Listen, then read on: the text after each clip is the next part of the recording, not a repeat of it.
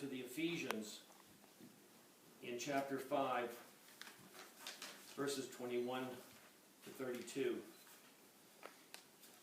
Paul has indicated in verse 18 that believers are not to be filled with wine, which leads to debauchery, but to be filled with the Spirit. And then he goes on to give a number of examples of what that Spirit-filled life looks like. In verse 21 he says, submit to one another out of reverence for Christ.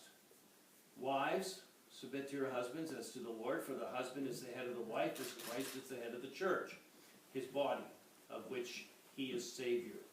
Now as the church submits to Christ, so also wives should submit to their husbands. Husbands, love your wife just as Christ loved the church and gave himself up for her, to make her holy, cleansing her by the washing with water through the word, and to present her to himself as a radiant church, without stain or wrinkle or any other blemish, but holy and blameless.